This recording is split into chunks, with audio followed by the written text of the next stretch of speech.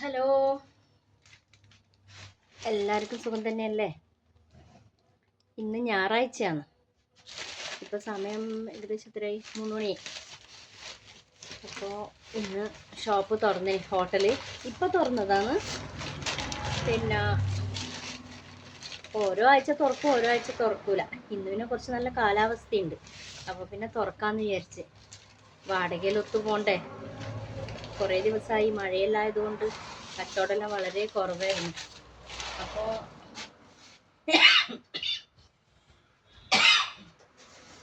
എന്താ പറയുക,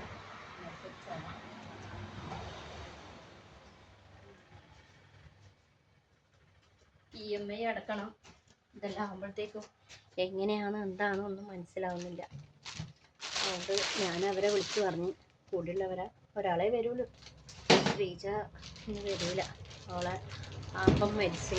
ഇന്നലെ വരുമ്പോൾ അവിടുന്ന് ഷംനേന്ന് പാലെല്ലാം വാങ്ങി. ഷംന ബേക്കറി തൊട്ടപ്പുറം തന്നെയാണ്. അവിടെ നമ്മൾ പാലും പഴം ബ്രെഡ് അങ്ങനെല്ലാം വാങ്ങിക്കലാടുന്ന.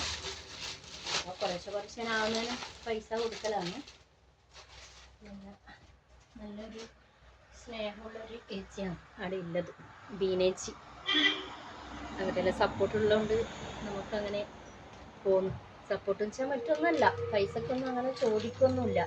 കുറച്ച് പൈസ ആകുമ്പോൾ ഒരു 1500 2000 എല്ലാം ആകുമ്പോൾ അവിടെ നിന്ന് ബ്രെഡെല്ലാം വാങ്ങുന്നത് ആകുമ്പോൾ അങ്ങനെയാണ് കൊടുക്കൽ. നമ്മൾ എല്ലാം വൃത്തിയാക്കാനുണ്ട്. ഇനി ആദ്യം തന്നെ വന്നിട്ട് ഇന്നലെ രാത്രി എല്ലാം ഇട്ടെറിഞ്ഞ് പോകുന്നതല്ലേ. ഇപ്പം രാത്രി ഇട്ടെറിഞ്ഞ് പോയിട്ട് രാവിലെ വന്നു കഴിഞ്ഞാൽ എല്ലാം ഒരുപാട് പണിയുണ്ടാവും. അതിനിടയ്ക്ക് ഒരു വീഡിയോ കൂടി ചെയ്യാമെന്ന് വിചാരിച്ച്. തലയിൽ തൊപ്പി ഇടണം ഫസ്റ്റ്. ഒരു മിനിറ്റ്, ഞാൻ തൊപ്പി നോക്കിയിട്ട് വരട്ടെ. ഇവിടെ വെച്ചെന്ന് ഓർമ്മയില്ല. ഇത് കിട്ടി.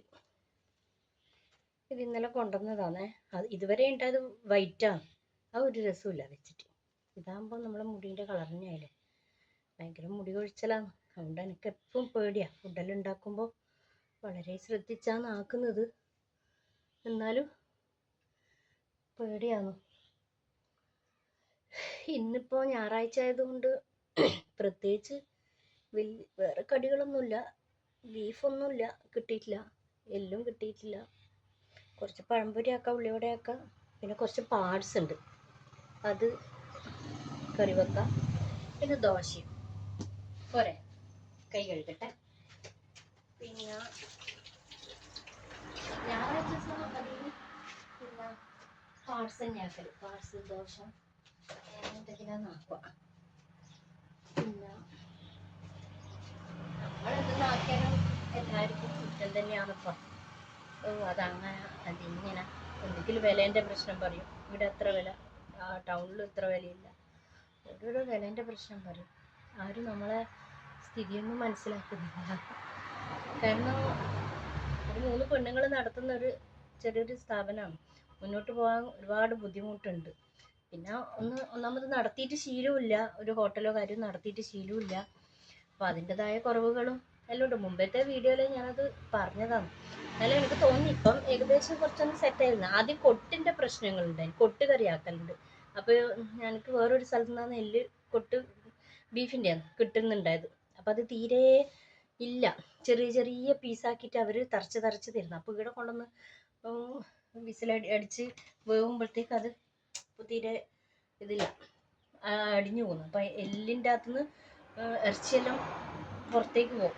അപ്പോൾ ഇവിടുത്തെ ആൾക്കാരെല്ലാം പറയുന്നത്, 1-2 ആൾക്കാർ പറഞ്ഞത്, ഈ എല്ലിൻ്റെ അകത്തുനിന്ന് നമ്മൾ ബീഫിന് കുറച്ചുള്ള ഇറച്ചി വേറെ തന്നെ മുറിച്ചിട്ട് അത് വേറെ തന്നെ ബീഫാക്കുന്ന, എല്ല് മാത്രമായിട്ട് ആക്കി കൊടുക്കുന്ന. ഇത് ഒരിക്കലും അങ്ങനെയൊന്നും ചെയ്തിട്ടേ ഇല്ല, അങ്ങനെ ചിന്തിച്ചിട്ട് പോലും ഇല്ല. പക്ഷെ എന്നാലും അങ്ങനെ പറയുന്നു. പിന്നെ കേട്ടല്ലേ പറ്റൂ, എന്ത് ചെയ്യാനാണ്.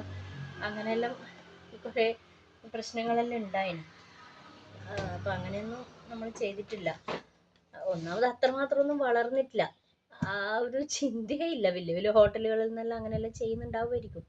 പിന്നെ ആ ടേസ്റ്റിൻ്റെ കാര്യം, ടേസ്റ്റിൻ്റെ നമ്മൾ എക്സ്ട്രാ ടേസ്റ്റിന് വേണ്ടിയിട്ട് വേറെ ഒന്നും ഒരു ഇതുമില്ല. ആകെ മല്ലിച്ചപ്പും ഇഞ്ചിയും മാത്രമേ നമ്മളെല്ലാത്തിലും ഇടുന്നുള്ളൂ, വേറൊന്നും ഇടുന്നില്ല. വേറെ വലിയ ഹോട്ടലുകൾ എന്നെല്ലാം പറയുന്ന കേട്ടതാണ്, പലതും എക്സ്ട്രാ ടേസ്റ്റിന് വേണ്ടിയിട്ട് പലതും ചേർത്ത് അവർ ഉണ്ടാക്കുന്നുണ്ട്.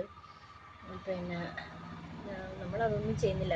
ഒന്നാമത് വെച്ചാൽ ബാക്കിയുള്ളത് നമ്മൾ വീട്ടിലേക്ക് കൊണ്ടുപോകും, നമ്മളെ മക്കൾക്ക് കൊടുക്കേണ്ടതാണ് മെയിൻ അതന്നെ എല്ലാവർക്കും ചിന്തിക്കാം. നമ്മൾ ഇവിടെ തന്നെ ഫുഡ് കഴിക്കുന്നത്, ബാക്കിയുള്ളത് നമ്മൾ പിറ്റേന്ന് രാവിലെ തന്നെ വരുന്നതുകൊണ്ട് വീട്ടിൽ കറിയൊന്നും വെക്കൂല. അഥവാ ഇവിടെ ഉള്ള ബാക്കി ചിക്കനായാലും ബീഫായാലും നെല്ല് കറിയായാലും അത് കൊണ്ടുപോകും. രാവിലെ ചൂടാക്കിയിട്ട് പിള്ളേർക്ക് അത് കൊടുത്തിട്ടാണ് ഇങ്ങോട്ടേക്ക് വരിക. അപ്പം പിന്നെ നമ്മൾ എന്തായാലും ഒന്നും ചേർത്തിട്ട് ആക്കൂല. അത് ആരും മനസ്സിലാക്കുന്നില്ല.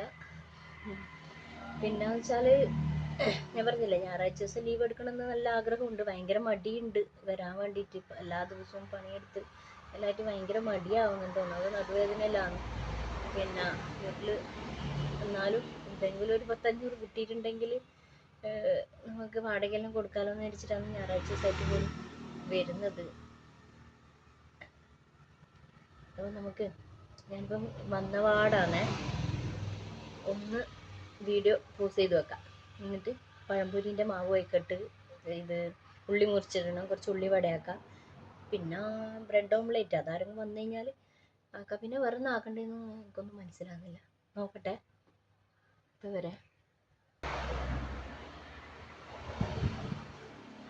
പഴംപൊരിക്ക് മാവ് കുഴച്ച് വെച്ച് ഇനി ഉള്ളി മുറിച്ചിടണം. മറ്റോള് വന്ന് ഒരാളും കൂടി വരാനുണ്ട് എന്ന് പറഞ്ഞു. ഓള് വന്ന് ലത, ശ്രീലത എന്ന പേര്. ഓള് വന്ന് ഓള് ചായൻ്റെ പരിപാടിയെല്ലാം നോക്കുന്നുണ്ട് അപ്പുറത്തുനിന്ന്. ഞാനിവിടുന്ന് കടീൻ്റെ പരിപാടി. ഇന്ന് ചെറിയ ചെറിയ ലഘു കടികളേ ഇല്ലേ. പിന്നെ ദോശയുണ്ട്. ആരെങ്കിലും വന്നാൽ മതിയേനു. പിന്നെ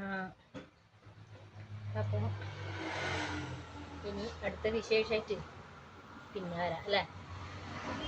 പ്രത്യേകിച്ച് വിശേഷമൊന്നും പറയാനൊന്നുമില്ല. ഇന്നലെ ഞാനൊരു പക്കുവട ആക്കുന്നതിൻ്റെ ഒരു വീഡിയോ ഇട്ടിനേനു, ഒരു റീൽസ് പോലെ പാട്ടെല്ലാം വെച്ചിട്ട്. അപ്പം അതിന് 2 കമൻ്റ് ഉണ്ടായി. എനിക്ക് നല്ലൊരു വിഷമം വെച്ചാൽ വേറൊന്നല്ല, എനിക്കറിയുന്ന ആൾക്കാർ തന്നെയാണ് കമൻ്റ് ഇട്ടത്. പിന്നെ അഭിനയിക്കാനുള്ള മോഹമാണ്, ഈ ജോലിക്കിടയിലും അഭിനയിക്കാനുള്ള മോഹം മനസ്സിലുണ്ട് അങ്ങനെയല്ലോ പറഞ്ഞിട്ടൊരു സജീവേട്ടൻ മെസ്സേജ് ഇട്ടിന്. പിന്നെ വേറെ ഒരു സന്തോഷ്, ഒരു മേക്കപ്പ് മാനാണ് സന്തോഷ്, എൻ്റെ ആഗ്രഹത്തെക്കുറിച്ചും എനിക്ക് വന്ന ഓഫറുകളെക്കുറിച്ചും എല്ലാം അവനും എഴുതിയിട്ടുണ്ടായിരുന്നു. അത് ഞാൻ രാത്രി വീട്ടിൽ പോയതിന് ശേഷമാണ് മെസ്സേജ് കണ്ടത്. അപ്പോൾ അത് കണ്ടപ്പോൾ ശരിക്കും കണ്ണു നിറഞ്ഞു പോയി. അവർ പറഞ്ഞത് സത്യമാണ്. ചില സമയം എനിക്ക് തോന്നുന്നത് ഒരു മനുഷ്യനെ നമ്മളെ വീട്ടിലുള്ളവരും നമ്മളെ സുഹൃത്തുക്കളും നമ്മളെ വേണ്ടപ്പെട്ടവരും മനസ്സിലാക്കുന്നതിനേക്കാളും ഉപരി ആരൊക്കെയോ മനസ്സിലാക്കുന്നുള്ളതാണ് ഒരു സത്യം. കാരണം അവർ പറഞ്ഞത് സത്യമാണ്. ആഗ്രഹം അഭിനയം തന്നെയാണ്, അഭിനയിക്കാനുള്ള ആഗ്രഹം തന്നെയാണ്. ഏത് സമയത്തും അത് തന്നെ ഉള്ളിലുണ്ട്. പക്ഷെ ആർക്കല്ലോ വേണ്ടി അതവിടെ സ്റ്റോപ്പ് ചെയ്ത് വെച്ചു. ഇന്നിപ്പം ഇവിടെ ഹോട്ടലിൽ പണി മോശമെന്നല്ല പറയുന്നത്, എന്നാൽ ഒരിക്കലും ഫീൽഡിൽ ആഗ്രഹിക്കാത്ത ഒരു ജോലിയാണ്. പിന്നെ സാമ്പത്തികമായിട്ടും വളരെ ഇവിടെ ബുദ്ധിമുട്ട് തന്നെയാണ്. ഇനി ലോണെല്ലാം അടച്ച് തീരുന്നത് വരെ നമുക്ക് ഇവിടുന്ന് ശമ്പളമൊന്നും എടുക്കാൻ പറ്റൂല. അപ്പം അതിൻ്റെ ഒരു ബുദ്ധിമുട്ടുണ്ട്. പക്ഷെ എൻ്റെ ഒരു വലിയ സ്വപ്നം എന്ന് പറയുന്നത് അഭിനയം തന്നെയാണ്. അതിന് ദൈവം ഇതായിരിക്കും വിധിച്ചിട്ടുണ്ടാവുക. അതുകൊണ്ട് ഇതിൽ സന്തോഷമായിട്ട് നിൽക്കുന്നു. പിന്നെ കൂടെയുള്ള 2 ആളും ഉണ്ട് കൂടെ. അപ്പോൾ അവരെല്ലായിട്ട് ഒരു ടൈം പാസ്സായിട്ട് ഇതിനെ കാണുന്നു. ഹോട്ടൽ ജീവിതം അതിങ്ങനെ ഒരു ടൈം പാസ്സായിട്ട് കാണുന്നു. ആദ്യം ഒരുപാട് വിഷമം ഉണ്ടായിരുന്നു. കുറേ പണിയെല്ലാം എടുത്ത് ഭയങ്കര കൈവേദന അങ്ങനെയുള്ള ഒരുപാട് പ്രശ്നം. ഇപ്പോൾ അതെല്ലാം ഏകദേശം സോൾവായി, ഏകദേശം പൊരുത്തപ്പെട്ട്. ഏത് പണിക്കാരും നമ്മൾ പൊരുത്തപ്പെട്ട് കഴിഞ്ഞാൽ പിന്നെ അതൊന്ന് ശീലമായിക്കോളും അല്ലേ. അങ്ങനെ ഒരു ശീലത്തിലാണ് ഇപ്പോൾ ഉള്ളത്. പക്ഷെ എന്നാലും അഭിനയം എന്ന് പറയുന്നത് എന്തോ എനിക്കറിയില്ല, എന്തെങ്കിലും ദൈവം അങ്ങനെ ഒരു സാഹചര്യം എൻ്റെ മുന്നിൽ, നല്ലൊരു ചാൻസ് എൻ്റെ മുന്നിൽ കൊണ്ടുതരുമെന്ന് ഞാൻ വിചാരിക്കുന്നു. അന്ന് എല്ലാവരും സമ്മതിച്ചാൽ ആർക്കൊക്കെ വേണ്ടിയിട്ട് അതെല്ലാം ഉപേക്ഷിച്ച് നിൽക്കുന്നതാണ്.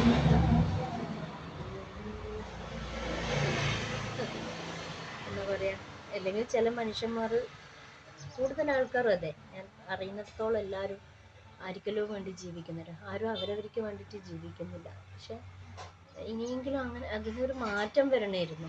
എല്ലാവരും അവരവർക്ക് വേണ്ടിയിട്ട് ജീവിക്കണമായിരുന്നു. എല്ലാവരും മറ്റുള്ളവരെ ഇഷ്ടം, അവരിഷ്ടം, ഇതിലിഷ്ടം, അവരുടെ ഇഷ്ടങ്ങൾ നമ്മളിൽ അടിച്ചേൽപ്പിച്ചിട്ടാണ് നമ്മൾ ജീവിക്കുന്നത്. അവർ ഒരുപക്ഷെ കല്യാണം കഴിഞ്ഞത് കൊണ്ടായി ആണോ, അല്ലേ അമ്മ ആയിപ്പോയത് കൊണ്ടാണോ ഒന്നും അറിയില്ല. ഇതിനെല്ലോ ശരിക്കും പറഞ്ഞാൽ എന്തോ ഒരു സങ്കടം. ഇന്ന് ഫുൾ ഒരു സങ്കടം തന്നെയുണ്ട്. പിന്നെ എന്താ പറയാ, പിന്നെ തുറക്കാന്ന് വിചാരിച്ചു, അല്ലെങ്കിൽ വീട്ടിൽ തന്നെ കിടന്നുറങ്ങിയാൽ മതിയായിരുന്നു. പിന്നെ ഓരോ കാര്യങ്ങൾ ചിന്തിക്കുമ്പോൾ, ഭാവി അതിൽ ചിന്തിക്കുമ്പോൾ വന്നേക്കാം എന്ന് വിചാരിച്ച് അങ്ങനെ വന്നതാണ്. ഇനി കൂടുതൽ വിശേഷമായിട്ട് നാളെ വരാം കേട്ടോ. എല്ലാവരും സപ്പോർട്ട് ചെയ്യണം കേട്ടോ. Okay bye. വേഗം പണിയെല്ലാം നോക്കട്ടെ.